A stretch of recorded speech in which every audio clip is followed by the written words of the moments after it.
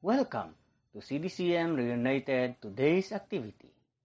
Please view from the beginning up to the end. Thank you, enjoy, and God bless. Isang mapagpalang gabi po sa ating lahat. Dito po sa lahat ng mga kasama natin sa Messenger. At welcome po muli sa ating pong Bible sharing dito po sa CDCM Reunited. At shout out po sa lahat po ng mga nakasubscribe na po sa atin. Sa lahat ng mga nakikinig ng YouTube channel. Shout out po sa bawat isa. No po. At doon naman po sa mga hindi pa nakasubscribe, please like, subscribe at pakishare na rin po itong audio na ito, lalong-lalo na po sa inyong mga kaibigan, mga kamag-anak na hindi pa po nakakikilala sa ating Panginoon upang sila rin po ay mabahaginan po namin ang salita ng ating Panginoon. At po ito, sama-sama po tayong magpuri, awit po sa ating Panginoon sa pangunguna po ng ating Father L. Buenaventura at susundan po ni Sister Gemaline na ngayon. At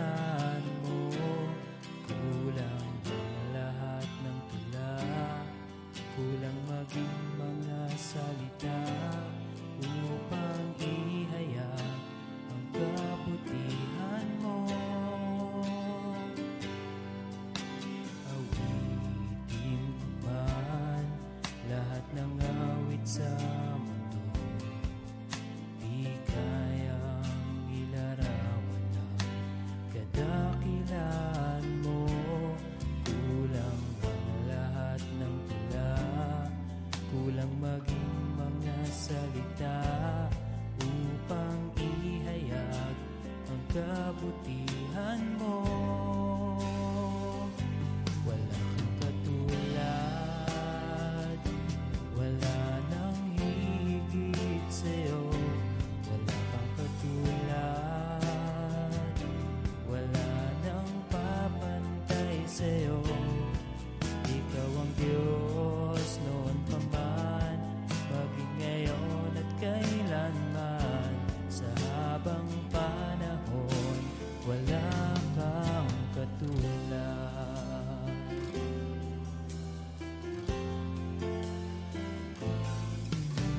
Awitin ko man lahat ng awit sa mundo, di kayang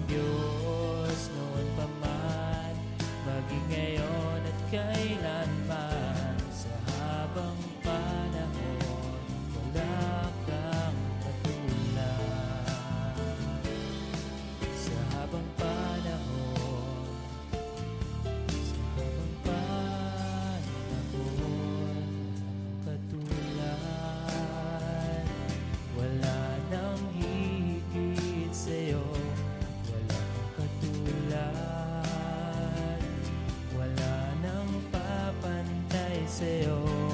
Wala kang katulad, wala nang hihigit sa'yo.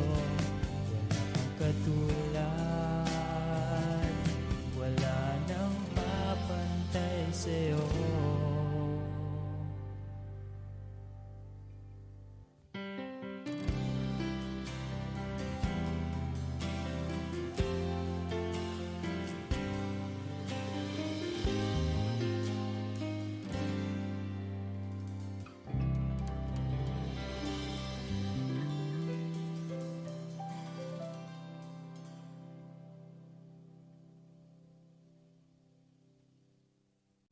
Yes, Lord, tunay nga na walang papantay sa'yo.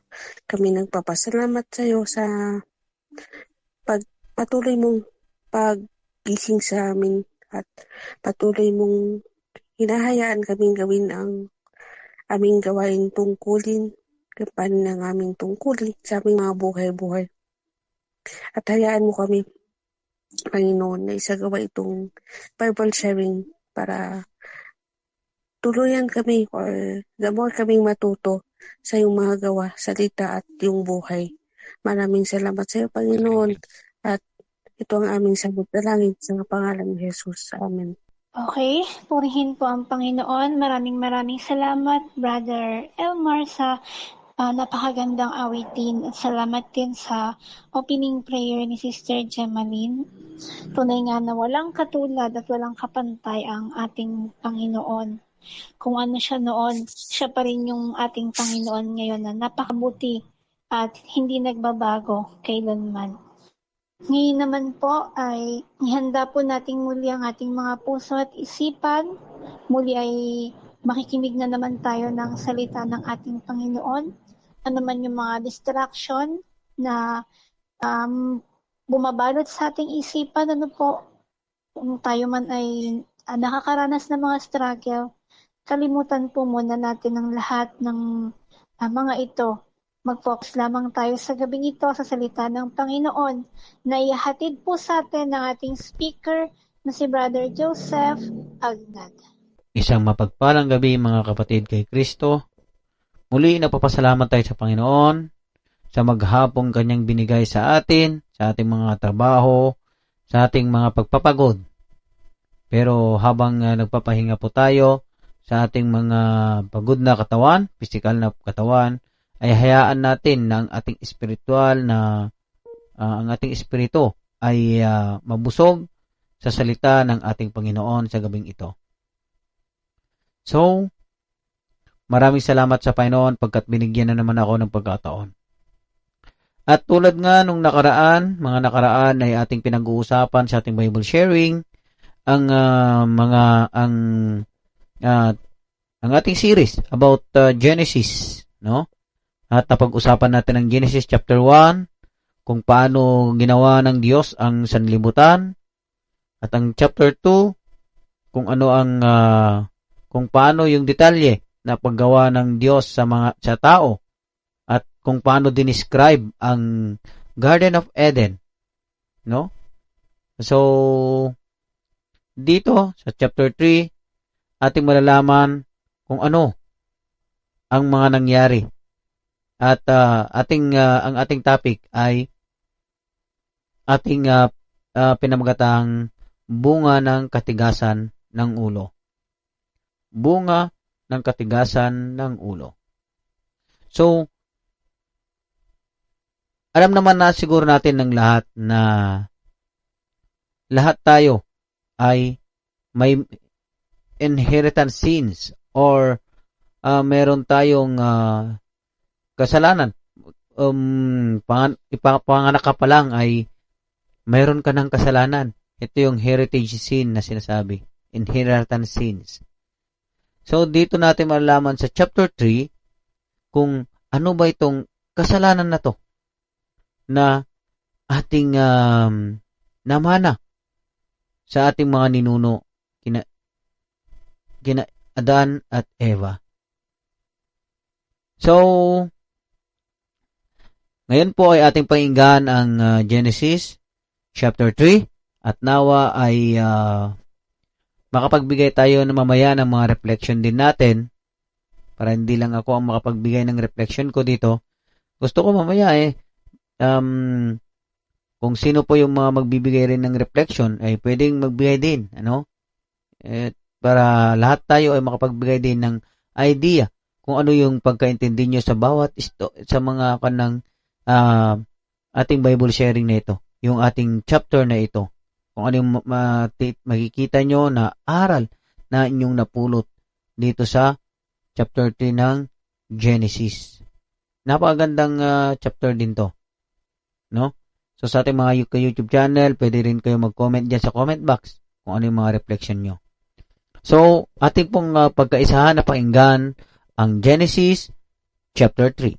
Ang ahas ang pinakatuso sa lahat ng hayop na nilikha ng Panginoong Yahweh. Isang araw tinanong nito ang babae, "Totoo bang sinabi ng Diyos na huwag kayong kakain ng anumang bungang kahoy sa halamanan?" Sumagot ang babae, "Maari naming kainin ang anumang bunga sa halamanan, huwag lamang ang bunga ng puno na nasa gitna niyo. Sinabi ng Diyos na huwag naming kakainin ni hihipuin man ang bunga nito. Kung kami raw ay kakain nito, mamamatay kami." Ngunit sinabi ng ahas, "Hindi totoo yan, hindi kayo mamamatay." Sinabi lang yan ng Diyos, sapagkat alam niyang kung kakain kayo ng bunga niyon, ay makakaunawa kayo. Kayo'y magiging parang Diyos at malalaman ninyo ang mabuti at masama. Ang punong kahoy ay napakaganda sa paningin ng babae at sa palagay niya kay masarap ang bunga nito. Naisip din niya na kahanga-hanga ang maging marunong, kaya't pumitas siya ng bunga at kumain nito. Binigyan niya ang kanyang asawa at kumain din ito. Nagkaroon nga sila ng pagkaunawa matapos kumain. Noon nila na lamang sila'y hubad, kaya kumuha sila ng mga dahon ng igos. Pinagtahi-tahi nila ang mga ito at ginawang panakip sa katawan. Nang dapit hapunan na, narinig nilang naglalakad sa halamanan ng Panginoong Yahweh, kaya't nagtago sila sa mga puno. Ngunit tinawag niya ang lalaki at tinanong, "Saan ka naroon?" "Natakot po ako nang marinig kong kayo'y nasa halamanan. Nagtago po ako sapagkat ako'y hubad," sagot ng lalaki. "Sino ang nagsabi sa iyo na ikaw ay hubad?" tanong ng Diyos. "Kumain ka ba ng bunga ng punong ipinagbawal kong kainin?" Sumagot ang lalaki, "Ang babae po na ibinigay ninyo upang makasama ko, siya po ang nagbigay sa akin ng bunga, kaya kinain ko." At sinabi ng Panginoong Yahweh sa babae, "Bakit mo ginawa ang bagay na iyo?" Sumagot ang babae, "Nilinlang po ako ng ahas kaya ako kumain." Inihayag ng Diyos ang kaparusahan at sinabi ng Panginoong Yahweh sa ahas, "Sa iyong ginawa'y may parusang dapat na ikaw lang sa lahat ng hayop ang magdaranas. Mula ngayon ikaw ay gagapang at ang pagkain mo'y alikabok lamang. Kayo ng babae aking pag-awayin, binhi mo't binhi niya ay lagi kong paglalabanin. Ang binhi niya ang dudurog sa iyong ulo at sa sakong niya ikaw ang tutuklaw." Sa babae na may ito ang sinabi, "Sa pagbubuntis mo'y hirap ang daranasin at sa panganganak sakit ay titiisin. Ang asawang lalaki siya iyong nanasain at siya ang magiging puno mo." At sinabi niya sa lalaki, "Dahil nakinig ka sa iyong asawa, nang iyong kainin ang ipinagbawal kong bunga, dahil dito'y sinusumpa ko ang lupa. Sa hirap ng pagbubungkal, pagkain mo'y magmumula. Mga damo at tinik ang iyong anihin, halaman sa gubat ang iyong kakainin. Sa pagod at pawis pagkain mo'y manggagaling. Maghihirap ka hanggang sa malibing, dahil sa alabok doon ka nang galing, at sa alabok mo ka rin babalik." Pinangalanan ni Adan ang kanyang asawa na Eva, sapagkat siya ang magiging ina ng lahat ng tao. Gumawa ang Panginoong Yahweh ng damit na balat para kina Adan at Eva at binihisan sila. Pagkatapos sa sinabi ng Panginoong Yahweh, "Katulad na natin ngayon ang tao, sapagkat alam na niya ang mabuti at masama. Baka pumitas siya at kumain ng bungang kahoy na nagbibigay buhay at hindi na siya mamatay." Kaya pinalayas niya sa halamanan ng Eden ang tao upang magbungkal ng lupang kanyang pinagmulan. Pinalayas nga siya ng Diyos. At sa dakong silangan ng halamanan ng Eden ay naglagay ang Diyos ng bantay na kerubin. Naglagay din siya ng espadang nagniningas na umiikot sa lahat ng panig upang hindi malapitan ni Numa ng punong kahoy ng buhay. Ating napahinggan ng napakaliwanag, kahit napakabilis ang kanyang pagbabasa, pero maliwanag nating napahinggan ang salita ng Panginoon. Maliwanag na talagang yung kanyang salita ay patuloy na ipinapahayag niya sa bawat isa. Hallelujah, Jesus. Hallelujah. Ang Panginoon ay talagang napakabuti. At dito ating napahinggan kung ano ang bunga ng katigasan ng ulo. Nakita natin dito sa chapter 3, sa umpisa pa lang, meron ng mali, meron ng kamalian. Hindi lang dahil sa pagtukso, kundi nakita rin natin ang isang kahinaan ng tao. Kung naalala natin sa chapter 2, doon sa chapter 2 ay unang-unang nakita natin dito na naging kahinaan kung bakit nahantong sa isang malaking pagkatukso ang babae ay ang dinagdagan yung sinabi ng Diyos. Kasi doon sa chapter 2 kung makita mo, sabilin doon na hindi naman sinabi doon kay Adan na even to touch. Walang ganon. Yung kakainin lang. Yung kakainin lang ang sinabi ng doon sa chapter 2.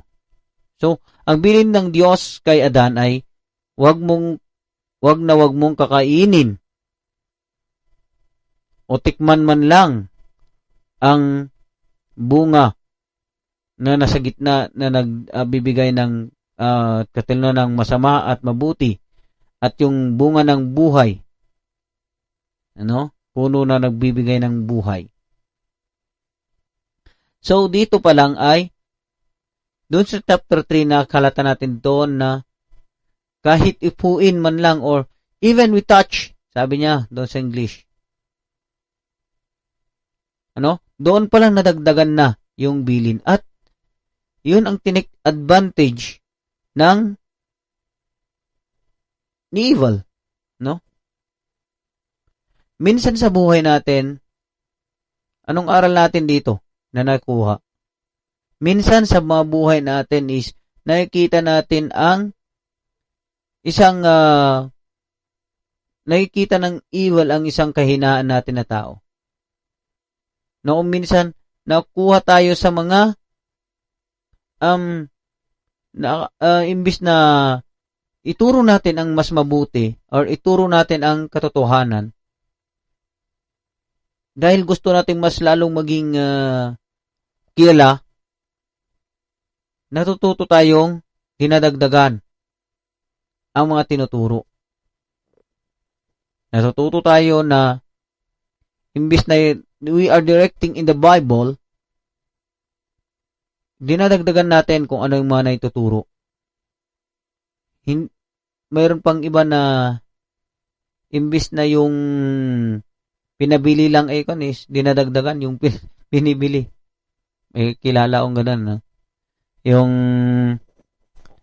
ganito ipapabili tapos pagdating na bakit ganito? Bakit may karagdagan? Yung pinagbibilan namin ng pagkain dito sa Baguio. Pinag-orderan namin. Order mo lang torta. Pagdating meron ng meat.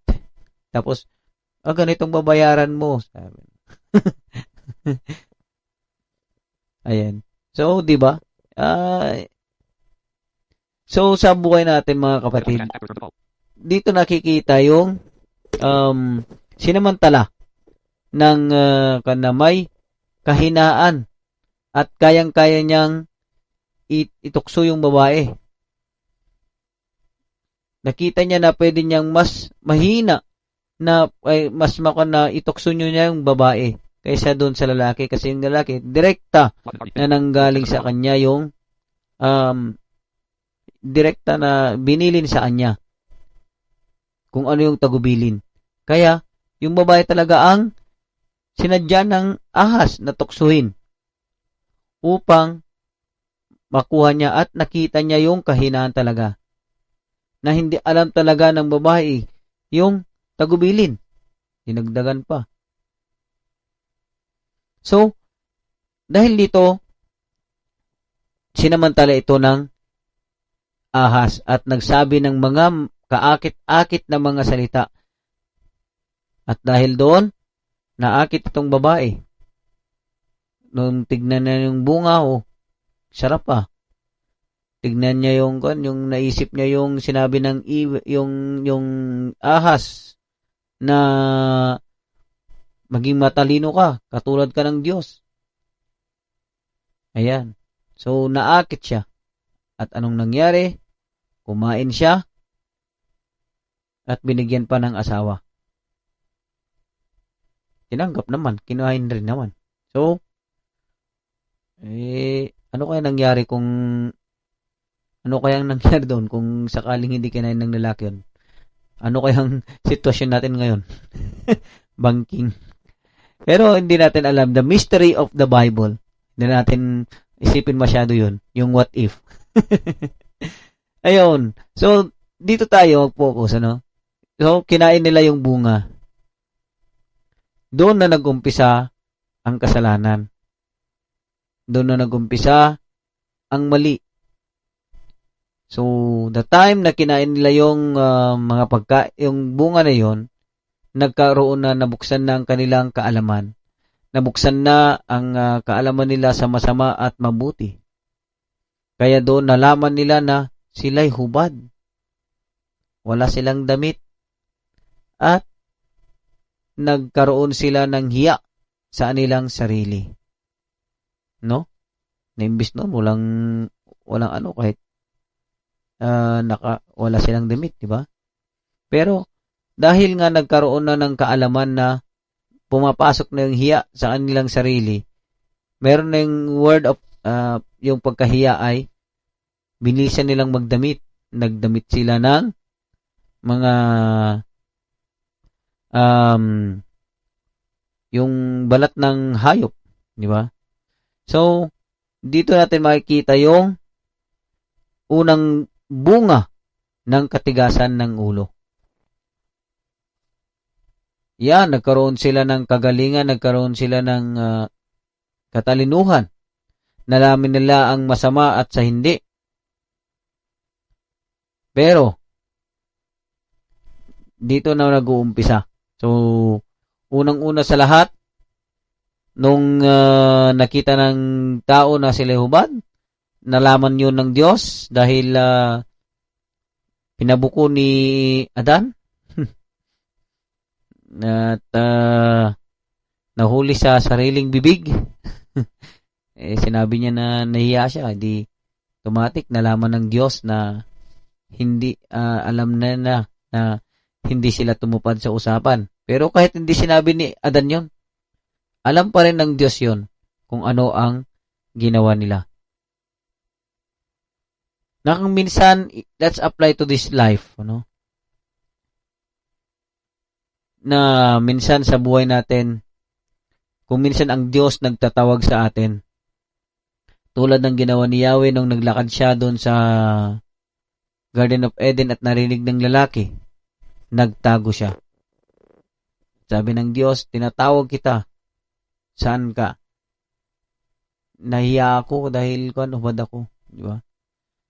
Kung minsan kung alam natin na meron tayong kasalanan sa Diyos, imbis na nagpapakumbaba tayo sa Kanya, kinuchus natin kung minsan na mag-backslide or lumayo Imbis na magpakumbaba ka at humingi ng tawad, mas lalo kang lumalayo Mas lalo tayong lumalayo sa Kanya. Pero ang Diyos patuloy na tinatawag ang ating presensya. Tinatawag tayo na magbalik sa Kanya. Kaya nga maraming mga ministers na nawawala ng landas dahil ganon ang mga tingin nila. They are hiding in the presence of the Lord. Tinawag sila. Pero nung nakita nilang makamundong mga pleasure, worldly pleasure, mas pinili nila yon. Kahit tinatawag sila ng Diyos na bumalik, hindi na. Nawala na sila ng lubusan. Kasi mas ginusto nila yung worldly pleasure. Ano? So, sa buhay natin, ganun applicable ito, na dapat huwag kang magtago sa Diyos. Kung may kasalanan nga nagawa ka sa Panginoon, be humble to yourself and ask God's guidance and God's forgiveness. Umiiral kasi sa atin eh. Naiintindihan naman ako ni Lord. Naiintindihan ako ni Lord, kaya okay lang to. Imbis na baguhin mo imbis na nagbabago tayo, mas lalo nating tinutuloy yung kasalanan nating ginagawa. Kasi, ang intindi natin, naiintindihan tayo ni Lord. Pero, ang Diyos gusto niya ang pagbabago. Gusto niya na lahat ng gagawin natin ayon sa kanyang kagustuhan. Baka yung ginagawa mo hindi kagustuhan talaga ng Diyos. Pinipilit mo pa rin. Pero dahil yan ang gusto mo, naiintindihan ako ni Lord. Yan ang word ng karamihan sa atin. So, yun. No? Nahiya ako kasi hubad ako ganito. So, dahil dito, iginawad ang bunga ng katigasan ng ulo sa mga tao. Unang-una sa lahat, nagkaturuan pa. No? Dito natin, kung minsan sa buhay natin is, nagre-reflect sa ating mga sarili ito eh. Yung pagiging nagtuturuan. Nangyayari nga dito sa ating government, di ba? Nung nagkabukuan na ng mga sa corruption, nagtuturuan na. Siya kasi. Dito pa lang sa Genesis, nangyari na eh. So, nagkaturuan. Nung nabukingan na yung kasalanan, tinuro ni lalaki si babae, tinuro ni babae yung ahas, yan. Siyang mastermind. So, ayun. So, sa buhay natin, ang nais lang naman ng Diyos maging tapat tayo. Magpakumbaba. Yung gusto niya, yung talang aminin mo yung kasalanan na nagawa natin. Kaya dito sa chapter 32 pa lang marami ng mga nakita, hindi lang dahil sa tukso ng ahas yung naging kasalanan eh. So nagkaroon sila ng pointing system. Nagkaturuan na. So walang ituturo yung ahas, kaya tinanggap na lang yung kasalanan kasi siya naman talagang nag-umpisa. Ayun. So dito, iginawad ang mga parusa. Iginawad ang mga parusa na karapat-dapat. At yun nga, sa mga babae, narinig naman natin yung parusa na ibinigay. At nalaman natin na ano bang tinutukoy yung about yung awayan ng ahas at ng babae dito.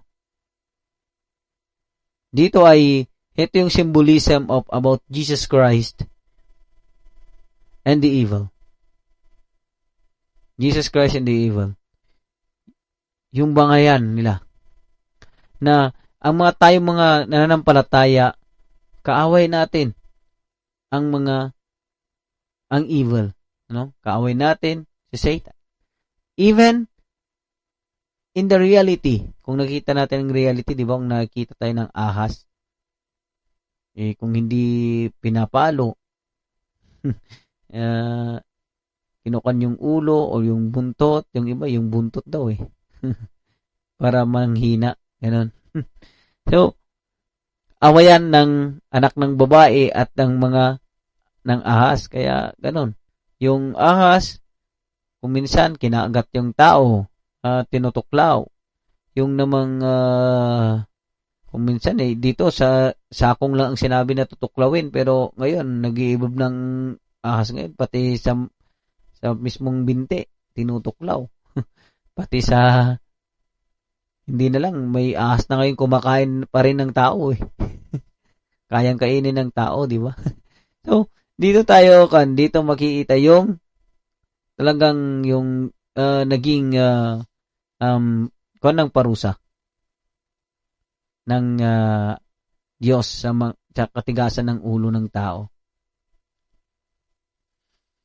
So, narinig naman natin yung kaparusahan at ang pinakamatinding parusa dito ay yung pagpaalis sa kanya sa Garden of Eden. Pinaalis sila sa maayos na lugar, napakagandang lugar na kanilang tinitirahan. Pinaalis sila. Sa buhay natin, nangyayari ang ganito yung gusto ng yung feeling natin na ilayo na tayo sa Panginoon. Feeling natin ay nawala na tayo sa Panginoon. So, we are yung pinalaya sila doon. At isinagawa ng Diyos ang kaparusahan sa kanila. Kasi habang nasa Garden of Eden sila, hindi nila magagawa yung kaparusahan na yan. Yung parusa na para sa lalaki, yung magtatanim siya at mag-aasikaso sa lupa. No? At ang isang rason kung bakit pinalaya sila sa Garden of Eden, ayaw ng Diyos na basta nila makamtan ang buhay na walang hanggan. Plinano na agad ng Diyos ang isang bagay na dapat mangyari, na ang buhay na walang hanggan ay dapat ding paghirapan. Kagaya ng paghihirap ng lalaki sa pagbubungkal ng lupa upang maakain. Ang buhay na walang hanggan, ang buhay na hindi matapos ay kung kinakailangan na ngayon ng bridge, which is the bridge is Jesus Christ. No? Jesus Christ. So, sa una pa lang naging death na agad ang parusa sa mga tao. Hinayaan niya na malayo sila sa presensya niya upang magkaroon ng kamatayan. Kasi kung kakain sila da buhay na walang nagbibigay buhay ba hindi na mamatay. At ang Diyos, ang gusto niya, yung bunga na yan ay mag-preserve. Kaya nga nilagyan niya ng gwardiya at hindi na talaga nakuha, walang nakalapit. No? So dito nakita natin yung kahalagaan talaga ng ating pananampalataya sa Diyos. Dito nakita natin kung paano inilayo ng Diyos sa kanila at ipinataw ang kaparusahan na death, na sabi doon sa is the wages of sin is death. No? The wages of sin is death. Kasi doon narinig natin parang sa una, dito sa chapter 3 na talagang nilayo na sila doon sa puno para matupad lahat ang kaparusahan na ito. Kaya nakikita natin sa mga generation natin ngayon na patuloy na umiiral ang mga ganitong kaparusahan habang nandito tayo sa mundo. But, because of Jesus Christ, because of one people na isang tao na pinadala ng Diyos sa atin, tayo ay nagkaroon ng tsansa para makamtan pa rin ang buhay na ang puno ng buhay na nagbibigay sa atin ng yung buhay na parang naranasan ng mga unang tao. Yung buhay na inaalok ng Diyos. Pagkat ayaw talaga ng Diyos na malayo tayo sa Kanya. Gusto niya lang iparamdam sa atin na siya ay Diyos. Siya ay banal. Ayaw niya ng kasalanan. Kaya inalayo niya ang mga tao para sila ay maghirap at maramdaman ang walang na malayo ang Diyos sa kanilang presensya. Kaya sa mga susunod nating mga chapters is makikita natin kung paano yung mga tao pa rin ay kinilala pa rin ang Diyos, na kahit wala na sila sa Garden of Eden, ay kinilala pa rin siya na bilang si Yahweh. No? Na nakilala pa rin siya ng mga tao. At mababasa natin doon sa mga susunod na mga chapters nating pagtatalakayan kung paano mas lalong lumala ang mga kasalanan na bunga na ng katigasan ng ulo. Dahil sa inheritance sins ay kung paano nagbunga, nagsanga-sanga na yung kasalanan ng tao. Kung paano na nagkaroon ng lamat talaga sa relasyon ng Diyos at ng tao. So, mga kapatid, dito sa chapter na ito, nakita natin yung bunga ng katigasan ng ulo. Marami sa mga kasalanan na ito na naging bunga ng kasalanan na ito ay nangyayari na sa atin at ating naramdaman. At marami sa kasalanan na nabanggit dito ay literally na-apply natin sa buhay natin. Yung katigasan ng ulo natin na hindi pagsunod sa mga tagubilin ng Diyos sa kanyang salita. Sa mga simple na mga tagubilin niya na dapat malaman natin, hindi natin natutupad. Yung sumamba, yung love your neighbor as you love yourself. Diba?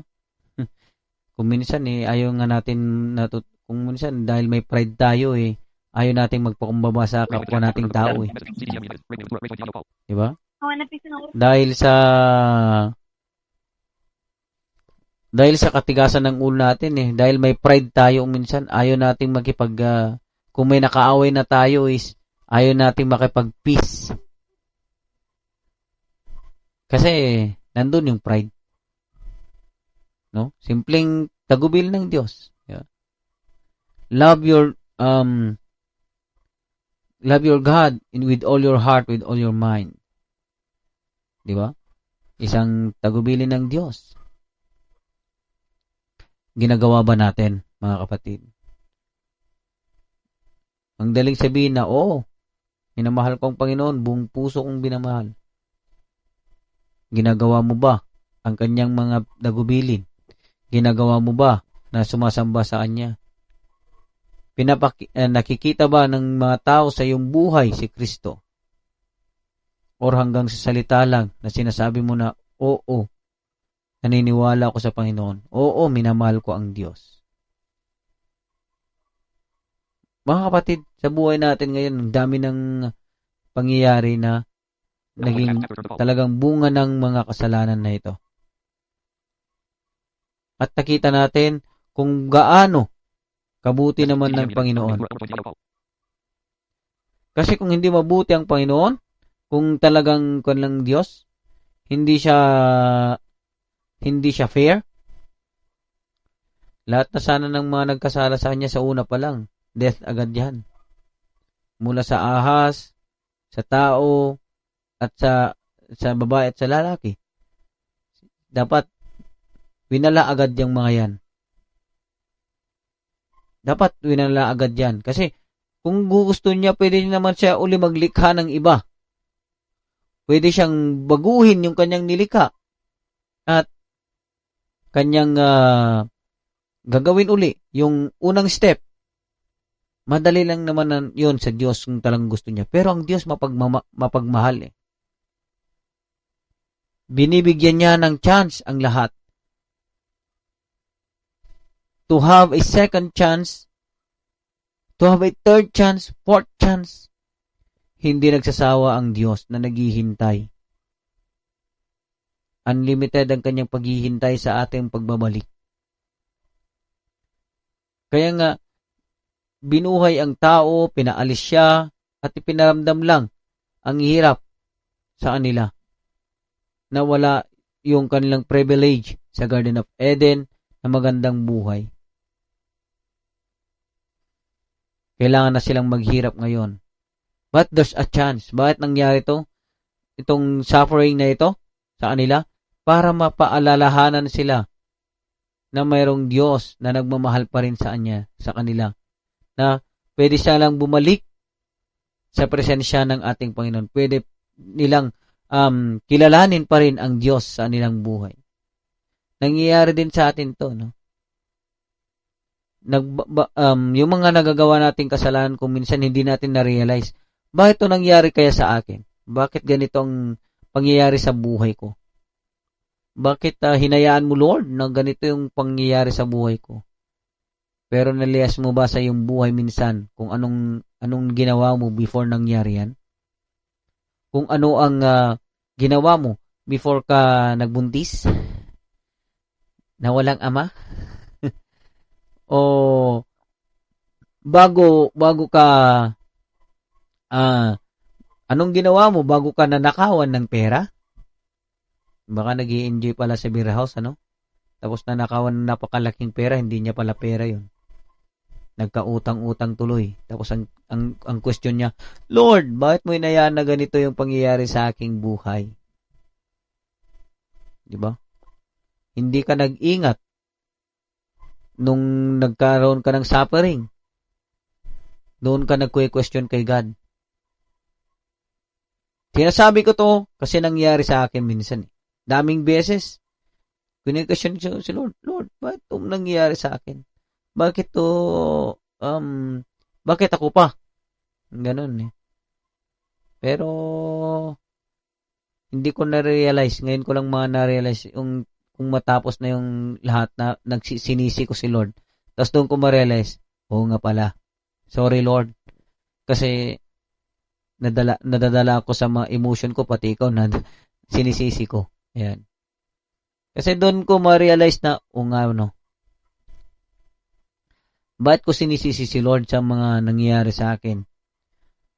Kung minsan ako naman ang nag-desisyon kung bakit nangyayari sa akin yun.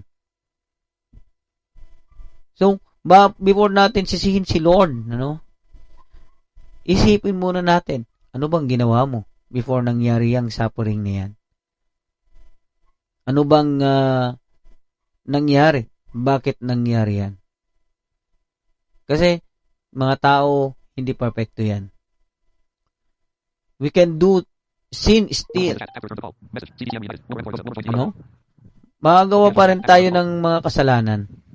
Nakagawa pa rin tayo ng mali sa buhay natin. Because we are not perfect. Naintindihan yan ng Lord. Pero tayong mga tao, hindi natin yata naintindihan si Lord. Huwag nating bigyan ng kasalanan si Lord kung ikaw naman ang talagang gumawa ng kasalanan na yan at nag-backfire sa iyo yung suffering. No? Minsan nakakalimot tayo na pumunta sa church. Dahil na nawiwili na tayo sa mga trabaho natin linggo-linggo. Nawiwili na tayo na sa mga natin, hindi natin naalala yung bigyan ng time si Lord kahit minsan lang. No? At kung minsan, dahil dito, pinapaalalan tayo ng Diyos sa mga problemang dumarating. Ugali naman natin, di ba? Yung, kung mayroon tayong nararamdamang sakit, nararamdamang problema, doon tayo nagtatawag, Lord, I have my suffering. Pero pagkatapos ng suffering, wala na. Nakalimot na uli. Diba? Wala na uli si Lord. Kaya nga, ang ganda ng song actually na yung Lord Patawad No? Kahit minsan ang pinagmawal sa music yun music word, yung Lord Patawad. Kasi parang binabastos daw si Lord. Pero hindi Napakaganda ng mga lyrics niya doon Patungkol sa tao na nakakaalala lang kay Lord kung time na nandun sa suffering Nandun siya sa mga time na nabibigo siya. Pero, kung nandun siya sa kasiyahan, wala na si Lord. Di ba? So, dito sa chapter 3, nakita natin dito na yung mga bunga ng kasalanan, yung bunga ng katigasan ng ulo nila is, ito yung naman natin Hindi lang yung kasalanan naman natin, pati yung kaparusahan ng kasalanan is namana natin. So, sa ating pagpapatuloy sa mga next chapters, ay patuloy nating mapag-aralan kung ano pa yung mga mas nangyari sa buhay ng mga ninuno natin, at ating mas lalong pag-aralan ng mas deeply kung ano mga nais ng Diyos na ipahatid sa atin sa mga chapters na ito. Inaanyayan ko kayong magbasa, advance, no? Magbasa kayo advance sa mga chapters ng Genesis. Napakaganda yung mga kwento dito sa bawat chapter. At marami tayong matututunan ng mga aral na pwede nating i-apply ngayon sa ating buhay na nangyayari na sa ating buhay. No? So, then, kung merong kayong ibang reflection, kung may mga napulot kayong napag-aralan dito sa mga nasa messenger, can you share also yung habang nakikinig kayo kanina or habang yung mga binabasa nyo to sa inyong previous ano yung mga napulot nyo na aral dito? Anyone can share? Yung mga sarili nyong reflection about this chapter. Meron po ba?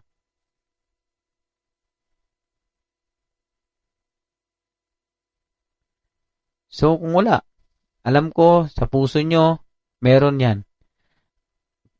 Alam ko sa isip nyo, meron yan. So, sana ay ma-share din natin sa ibang tao yung mga napag-aaralan natin patungkol nito sa chapter 3 na ito. Alam ko na sa buhay natin ay meron kanya-kanya tayong napag-aaralan o natutunan sa chapter na ito. So, dyan muna nagtatapos ang aking sharing about this chapter 3, Genesis. At sa ating mga ka-YouTube channel, kung meron rin kayong reflection about dito, mas malalim na reflection na mga natutunan nyo about dito sa chapter na ito, you can share that. And we can read also sa ating comment box para pati kami ay mablessed sa reflection mo na yan. Ayan. So, maraming salamat at nawa ang Diyos ang mapupurihan sa anyang salita, mapupurihan sa ating binasa sa gabing ito about bunga ng katigasan ng ulo natin. At naranasan natin ang bunga na yan, pero nandito si Kristo, pinadala ng Diyos upang ang bunga ng kasalanan na yan or ang bunga ng katigasan ng ulo na yan ay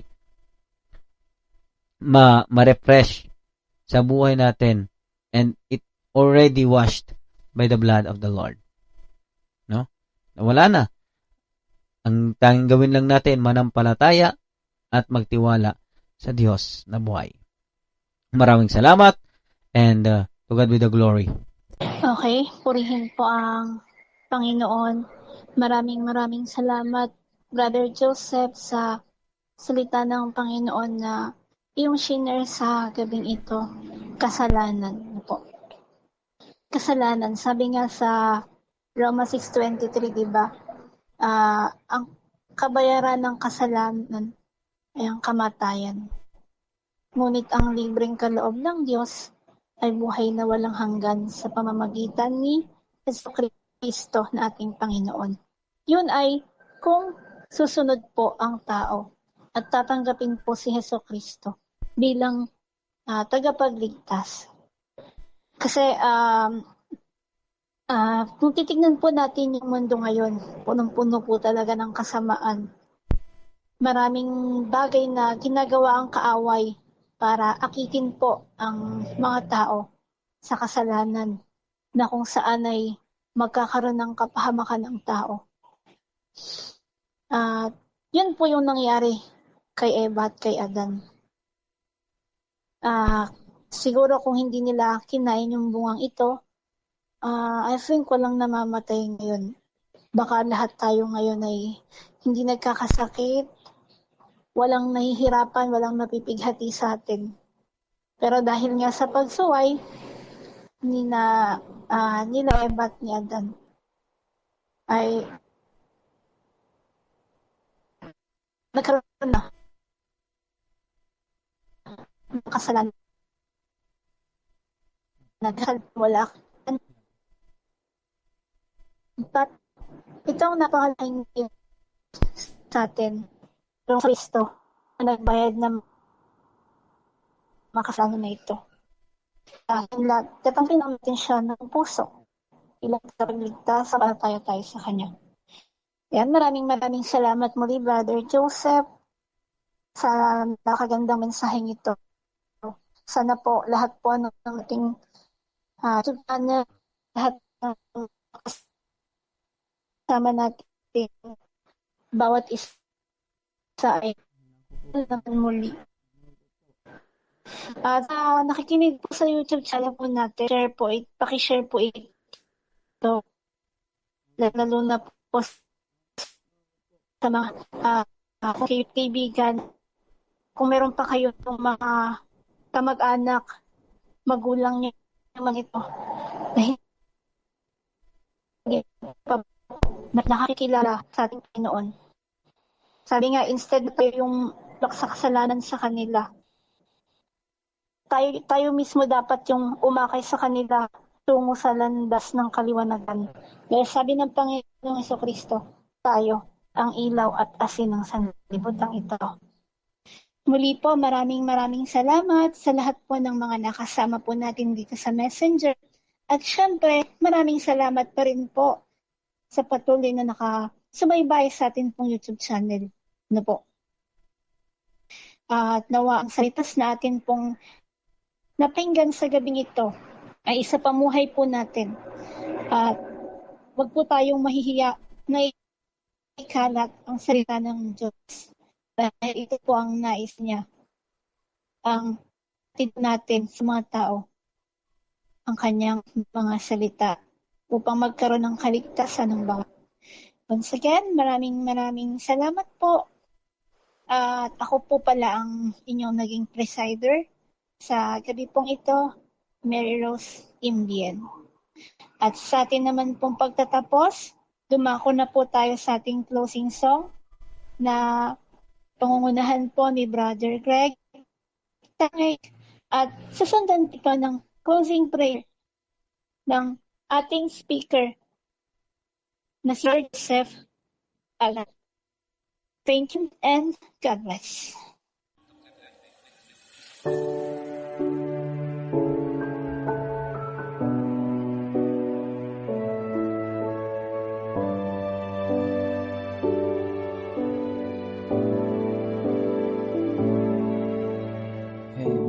Buti mo, Panginoon, sa lahat ng oras, sa bawat araw, ay laging tapat kong magmahal. Ang iyong awa ay magpawalang hanggan. Pinupuri, sinasamba kita, dakilang Diyos at Panginoon. Tunay na ika'y walang katulad, tunay na ika'y di magbabago. Mabuti ang Diyos sa akin ay nagmamahal.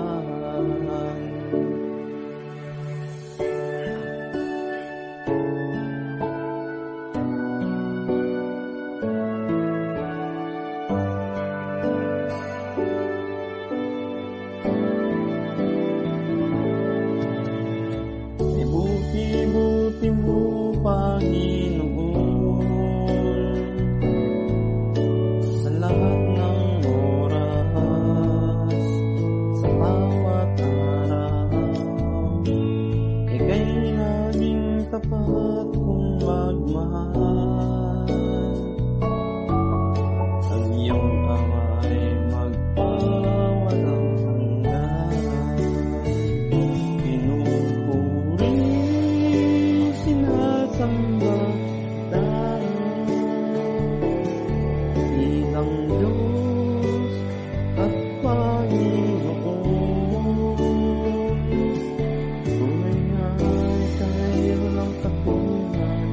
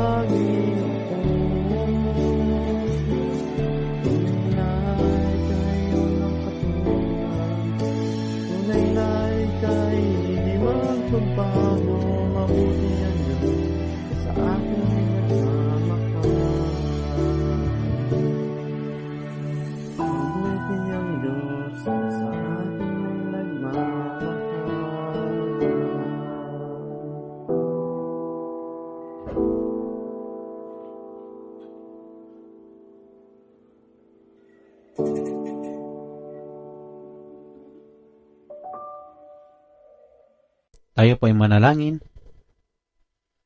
Maraming salamat, O Diyos, sa iyong kabutihan sa aming mga buhay. Salamat pagkat nandyan ka na gumagabay sa amin. Even we have a sin against you, you're still there, giving us a chance to draw near, Lord God. Totoo na napakabuti mo. Ikaw ay tapat, O Diyos. Hallelujah. Napakabuti mo sa aming mga buhay. Ikaw ang Diyos na siyang nagmamahal, ang Diyos na mapagbigay, ang Diyos na mapagpatawad. Hallelujah. Pinupuri ka namin, sinasamba. Maraming salamat sa mga salita mong aming napainggan. Itanim mo sa aming mga puso at isipan upang magbunga ng libu-libo, Panginoon, upang aming magamit sa aming mga buhay, aming magamit at ma-share din sa ibang mga tao na nangangailangan ng iyong mga salita. Hayaan mo na kami ay mas lalong maging malalim sa pag-aaral ng iyong mga salita at ipaintindi mo sa amin talaga ang nais mong maintindihan namin sa mga salita mong ito. Hallelujah, Jesus. Purihin ka at sa aming pamamahinga sa gabing ito, bigyan mo po kami ng maayos na pamamahinga at bukas ng umaga, mabangon kami ng may kalusugan, may kalakasan na harap ng bagong challenges ng buhay. Maraming salamat, O Diyos, at lahat ng papuri at pagsamba ay aming ibinibigay sa iyo sa pangalan ni Jesus. Amen. Thank you for viewing. Please subscribe and see you again next activity. God bless.